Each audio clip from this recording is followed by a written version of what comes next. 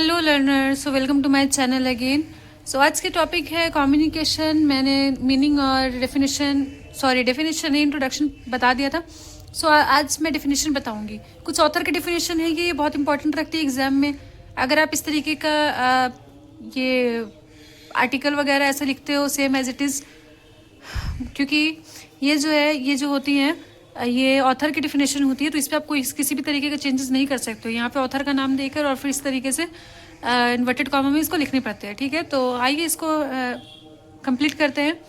सो उससे पहले आप लोगों ने मेरे चैनल को सब्सक्राइब नहीं किया है तो सब्सक्राइब कर लो, क्योंकि मेरे आने वाली वीडियो सबसे पहले आप तक पहुँच पाए। सो आइए आज के टॉपिक स्टार्ट करते हैं। सो बेसिकली ये मैं टॉपिक पढ़ा रही हूँ कम्युनिकेशन। तो अकॉर्डिंग टू कोएरिल आई हटसी, ये जो एक ऑथर का नाम है, उन्होंने कहा है communication in its simplest form is conveying information from one person to another. Communication एक तरीके का सिंपलेस्ट फॉर्म है, बहुत सिंपलेस्ट फॉर्म, कि आप अपने बातों को दूसरों के तक पहुंचा रहे हो, अपने इन्फॉर्मेशन को दूसरे के तक पहुंचा रहे हो और अपने आइडियाज़ को, अपनी इनोवेशन को दूसरों के तक पहुंचा रहे हो। ठीक है, according to Fred G Meyer, इन्होंने कहा है the act of making one's ideas and opinion to another.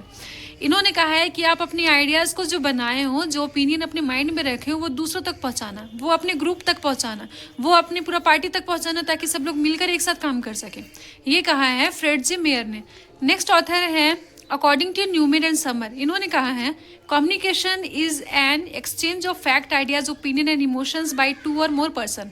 Communication जो है वो एक्सचेंज है, एक तरीके का एक्सचेंज। किस चीज़ का एक्सचेंज?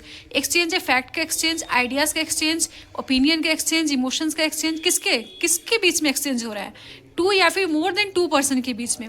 फॉर एग्जाम्पल, अगर आपके पास आइडियाज़ हैं तो आप अपने आप में तो आइडियाज़ नहीं रख सकते हो। आप एक ग्रुप में बैठे हो, आप एक बिजनेस में बैठे हो, तो वहाँ पे आप कुछ आइडियाज़ दो, वो कुछ आइडियाज़ देंगे, आपके जो फैक्ट है उनके क्या ओपिनियन है, वो सारी बातें एक साथ रखाती हैं, फिर जो कंक्लूजन निकलता है उस पर जो है वर्क करते हैं हम लोग।